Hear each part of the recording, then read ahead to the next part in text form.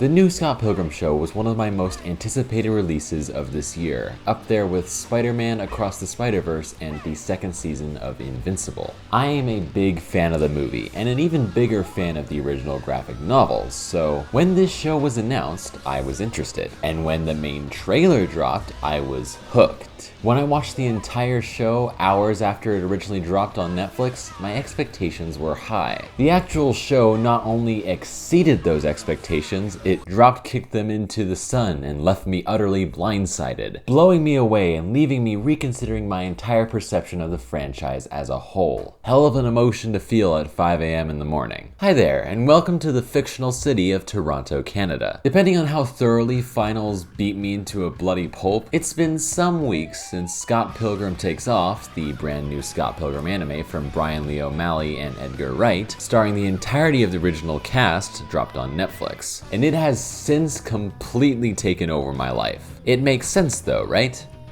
Right? The show is beautifully animated, has wonderful voice acting, and music that has not left my brain for even a moment since I first heard it. It's like a colorful, emotionally mature, video game themed bomb that was dropped directly on my cerebral cortex. And part of the reason that the show hits so hard is because it's different. Sure, Scott Pilgrim as a franchise is known for being different. It's a franchise about a dude fighting his girlfriend's exes until they explode into a pile of coins and respawn in their own beds. That's true, by the way. They don't just die like most people think. And that's not even in the top 10 weirdest things that happen in this franchise. But Takes Off is different even from the norm of the franchise. For one thing, Scott Pilgrim dies at the end of the first episode.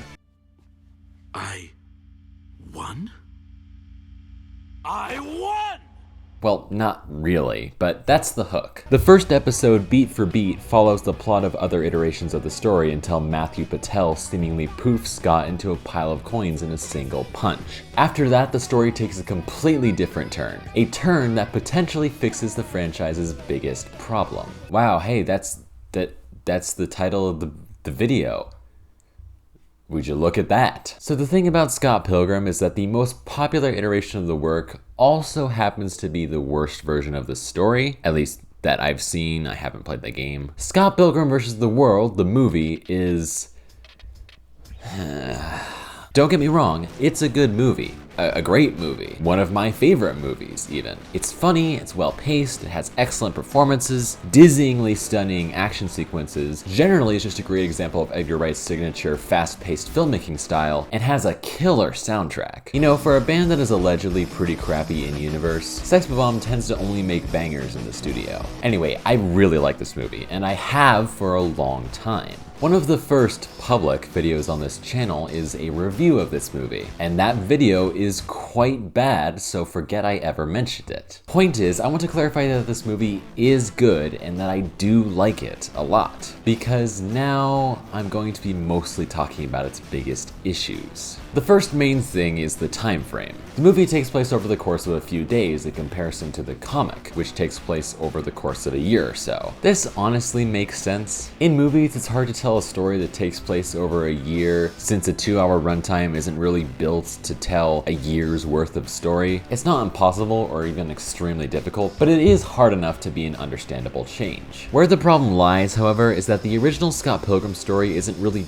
built to take place over a few days. A big part of what makes the Scott Pilgrim comics really work is seeing Scott and the other characters grow over time. Scott starts out the series as a self-absorbed mess who mooches off his friends and dates a high schooler to feel better about a girl who dumped him a year ago. But through his relationship with Ramona, and the other characters in the story, frankly, we see him take the time to develop relationships, grow, and generally become a better person who has his act together. It's not a coincidence that the best volume of the comic is named after this concept. Okay, maybe it is a coincidence, but the point is the comic is about real character growth as much as it is about video game battles and evil exes. The extended time frame and runtime really give you room to breathe and see this development as the months progress. But with the movie's shorter time frame and runtime, if they wanted to commit to the 7 evil exes format, they didn't have a lot of room for stuff other than the fights, some musical numbers, and some comparatively rushed scenes for one-liners, and the occasional bit of actually meaningful dialogue. And as such, no one develops nearly as much as they do in the comic. In the comic, we see Scott evolve from his self-absorbed mess status to an actually competent young adult, with the drive and motivation to improve himself and his relationships. Meanwhile, in the movie, Scott grows something resembling a spine, pays some respect to his bandmates, and confesses his adultery to Knives and Ramona. Which is great for him, I guess, but how do we know he's not just gonna mess up again? We haven't seen him go through the weeks and months of trials and tribulations that comic Scott went through. The two versions start in the same place, but we don't see movie Scott evolve nearly as much compared to comic Scott. Ramona suffers from a similar problem and gets it quite a bit worse, I think, for reasons I'll go into later. But the long and short of it is that, like Scott, movie Ramona and comic Ramona both start in the same place, as this cold, mysterious, almost manic pixie dream girl-esque figure who shows up in Scott's head one day and flips his life upside down. But where movie Ramona never really develops past this besides a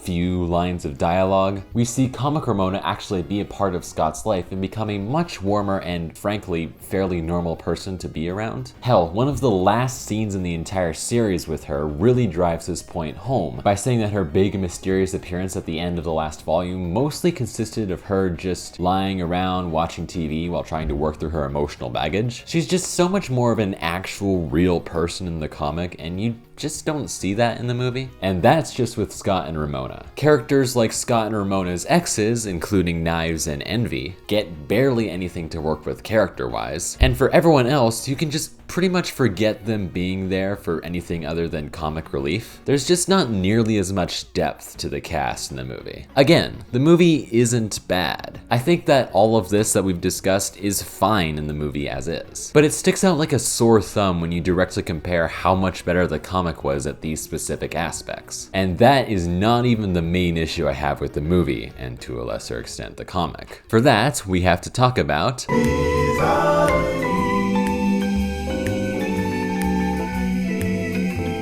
okay, this is a big one. If there is one very valid critique of Scott Pilgrim vs. the World, and to a lesser extent the comics, it's that they have some definite misogynistic tendencies. The movie is far more egregious though, partially due to the character development flattening I just mentioned, but not entirely. Not only is Ramona's development flattened, but she kind of has little to no agency in the story. She spends the whole movie as this prize that Scott has to fight for his rights to against the evil exes. And without the in-between downtime where Ramona showcases her actual personhood, there's nothing to counterbalance her status as manic pixie dream lamp. Ramona's only real story-altering decision in the movie is to agree to date Scott in the first place. Even her decision to leave Scott in the 11th hour, something that is definitely a big character moment for her in the comics, is in the movie literally something that she can't control. Her big character moment is a case where the villain literally takes away her agency. Ramona just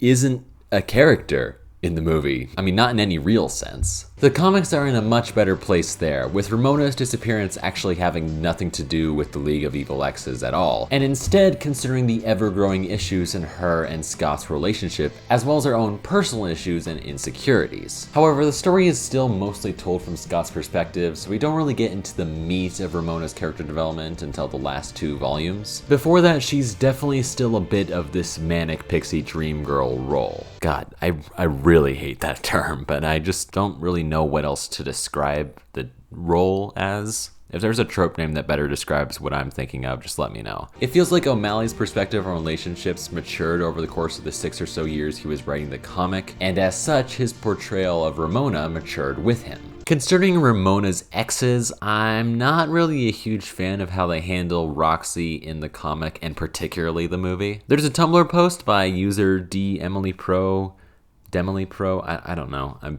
I never know how to pronounce usernames, that explains this idea in more detail, which I'll link to below because it really helps me broaden my perspective on this topic. But it's a bit weird that Roxy and Ramona's relationship is treated like a phase in the comic and the movie, and it's not really examined other than that. I like Roxy a lot in the comic as a character, but it feels like she's more just there to be a punchline to, oh, one of the exes was a girl. Bet you didn't expect that, huh? It's 2008. And it's not great in a series that has several gay and bi men in supporting and neutral roles. The only explicit lesbian is a villain, but at the very least, she's a fairly serviceable character with a fun storyline. In the movie though, it's a lot worse. With Roxy having only one major scene, Ramona putting real emphasis on the it was just a phase thing, and as Demily Pro put it, in her fight scene she's, quote, defeated by a man giving her an orgasm which implicitly calls her sexuality into question. Come on. Which, yeah, that's pretty homophobic when you think about it. Not a thing that has aged well about this movie. And then there's Knives. Oh, Knives. Knives Chow has always been a bit of a stumbling block in Scott Pilgrim, for the simple reason that she's a living reminder that Scott Pilgrim was dating a high schooler. Which understandably can be a bit of a turnoff for people. When you hear about a 22, 23-year-old dating a 17-year-old, your mind immediately goes to some pretty dark places, which as a general rule, it probably should. And it makes the prospect of consuming a story with that 22, 23-year-old as the lead quite unappealing. It does become better when you realize it's a rebound for Scott and it's kind of dating in name only, with them maybe kissing at most, though it still makes Scott a jerkass for using a 17-year-old to emotionally validate himself. Point being, it's a character low point for Scott, as it's intended to be, and is used as a springboard for character development for both Knives and Scott. Or at least, that's how it is in the comic. It kind of is like that in the movie too, but there's also a lot of build-up to Knives and Scott being a better pairing than Scott and Ramona. There's scenes of them working well together, implications that Scott should have been fighting for her instead of Ramona. Wait, hold on. What's going on here? All of these things make a lot more sense when you find out that the original ending for the movie had Scott end up with Knives? Huh? Apparently this was changed because test audiences hated this ending, and yeah, cause what were you thinking? Oh my god. Now I'm not gonna make an accusation. This is not an accusation. I want to be 100% clear that I am not making an accusation here, but Bryan Lee O'Malley seemed in the comics to be very firmly against Scott and Knives ending up together, and he was working on the final volume while involved in the production of the movie, so I'm guessing this wasn't his idea. Anyway, concerning tangent aside, while I like how the comic and the canon ending of the movie handled Knives' growth and choice to be her own person outside of Scott, don't really get to see her actually be that person, if that makes sense. It's just kind of something they give lip service to. Knives is a really fun character, don't get me wrong, but she feels kind of superfluous, not really affecting the main plot during most of her screen time in the comics and the movie. Also, I'm not a huge fan of the scorned female ex-lover hunts down the current girlfriend in a fit of jealousy trope, so I'm glad they dropped that halfway through the comics. All this to say that while I really like the movie and I love the comic, there are some issues that both share. Mostly the movie though, particularly in regards to how they frame their female characters. And as such, there's been a certain crowd of who I'll call the literally me-ers, who took the fairly obvious message of, hey, Scott is kind of a dick, and you should try to be better like he does, and interpreted it as, oh my god, I love Scott Pilgrim, and I want to be him, and be like him, and be cool, and have a cool alt girlfriend. Crypto sounds amazing. Let me go burn my eyes out at the Bored Ape Convention. Or alternatively, some interpret it as a kind of manifesto for why said alt girlfriends are scum of the earth, and yes, I'm talking about that fucking song. It can go die in a hole for all I care. I don't think songs can die, but if they can and do it in holes specifically, that would be something I'd be a fan of. I'd be at the funeral for that song and I'd spit in its grave. It besmirches music as an art form, and just the thought of it angers me. Point is, the Scott Pilgrim fanbase has been very hit or miss with the whole respecting women thing, and as such that's caused some problems, as you can probably imagine, and I don't really need to detail. But this video isn't about the fanbase, the comics, or even the movie. Allegedly. How far are we in the timeline? Ugh. It's about the anime. How does Scott Pilgrim Takes Off fit into all of this? Well, it pretty much fixes all of the issues outlined here, or at the very least does a lot to address them. First of all, Knives is given so much more to work with. Remember when I said that neither the comic nor the movie really allows her to be her own person outside of Scott until maybe the very end? Well, Scott is plucked out of her and everyone else's lives at the very beginning of the show, so you know, that's a good start. Without Scott around, Knives is allowed to have an actual self-actualization moment, and she develops her relationships and friendships within Scott's friend group. And interestingly enough, ticks the other main character trait that we've seen of her, that she's a fangirl of various bands and of music in general, and turn it into her passion, with her and Steven Stills working together to create a musical based on an alternate version of Scott's life where he fought the 7 evil X's instead of seemingly dying. I said this show was weird, right? And eventually we see her actually join Sex Bob-Omb and add her own musical flair to their sound. It's not a masterclass of character writing or anything, but Knives does become her own person outside of Scott's high schooler girlfriend. Something that the show directly calls into question. And maybe this isn't the best time to have this realization, but I probably shouldn't have been dating you in the first place. Apparently a 23-year-old dating a high schooler is frowned upon by society. That one was there for all you Knives ex-Scott shippers who need it spelled out for you, and who may or may not have been a leading voice in the production of the movie. A much more significant and obvious improvement is Roxy, though. Again, the Tumblr post by Demily Pro details it a lot better than I ever could, but the gist of it is, Roxy's fight with Ramona takes extreme lengths to talk about how the relationship between Ramona and Roxy, that Ramona had previously dismissed as just a phase in other adaptations, was still very real to Roxy, at the very least, and thus pretty painful. And importantly, Ramona apologizes. There's a pretty long and frankly gorgeous battle that intercuts with flashbacks to Ramona and Roxy's relationship where the two are hashing out all their baggage, which ends with them lying next to each other on the floor and eventually reconciling. They don't get back together or anything, but Roxy's feelings and pain are validated rather than mocked, thus actively responding to and dismantling the previous adaptation's treatment of her. The show is so good, oh my god. This is a part of a larger trend with the exes. Part of the whole shtick of this anime is that Ramona works through all her issues with the exes or they get development in some way that they desperately need. Matthew Patel gets to be more than a one-scene wonder and becomes a Broadway-bound CEO with a weirdly perfect reference to Into the Woods, which comes out of nowhere but somehow is entirely in character. Agony, misery, whoa, though it's different for each.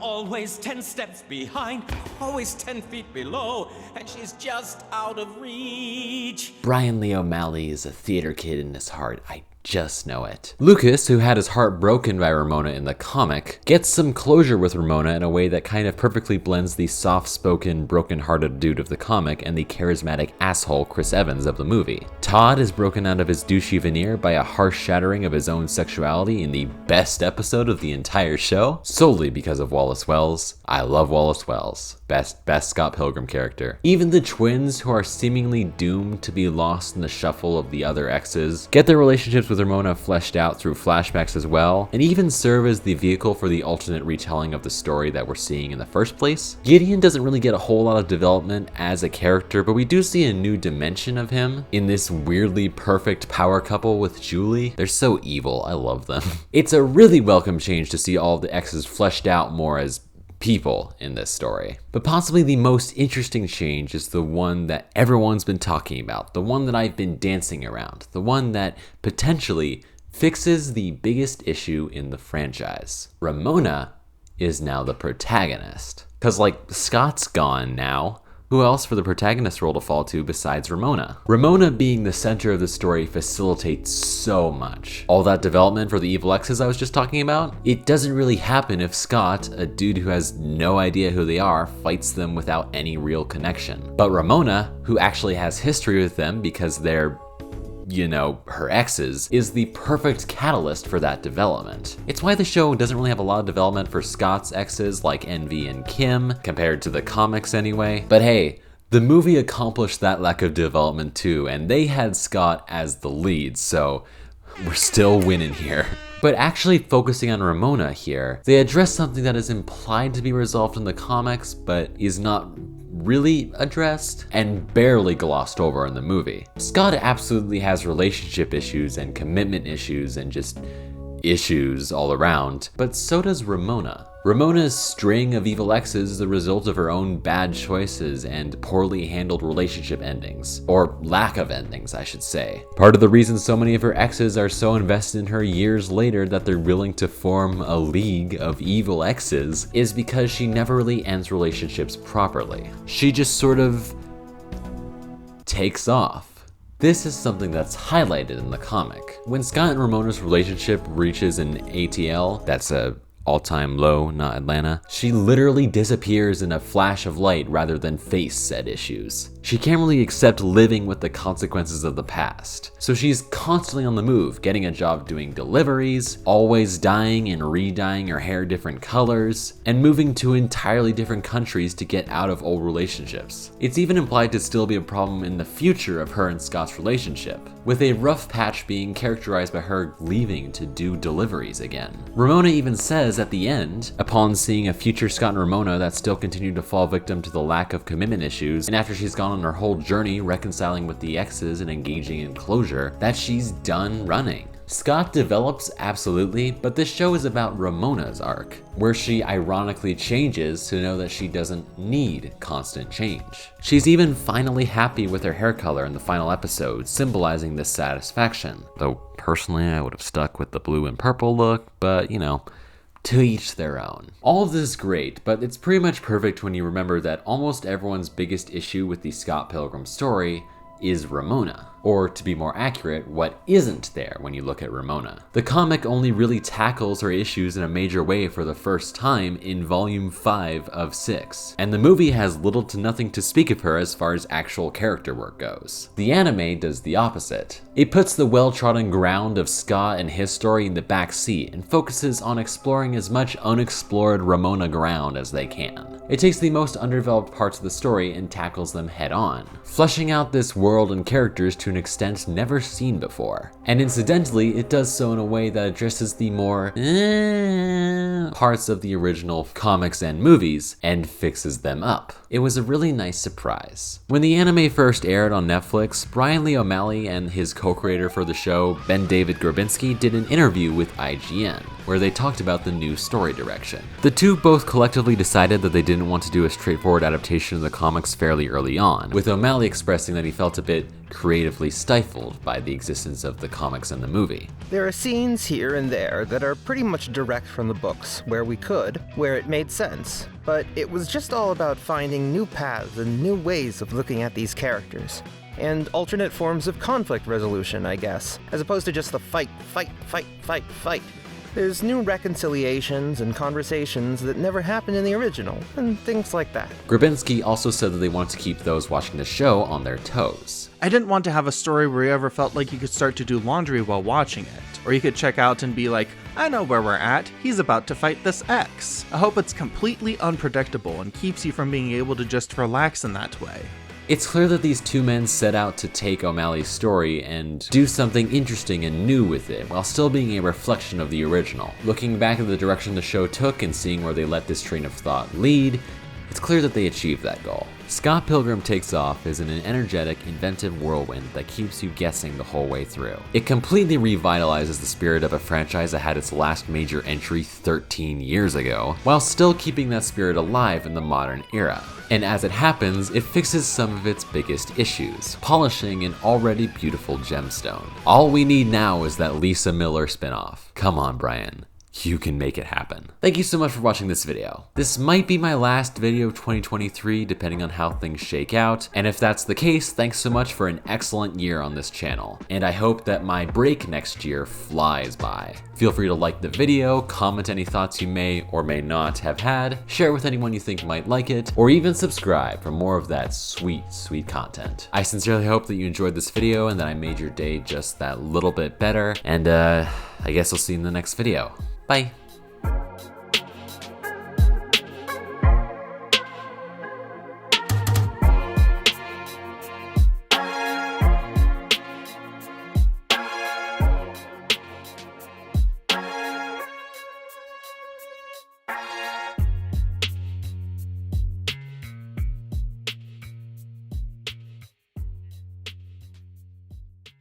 Well, there goes my career. It's like I'm a show that's no longer on the air. I'm a, damn. Wish there was a word for it.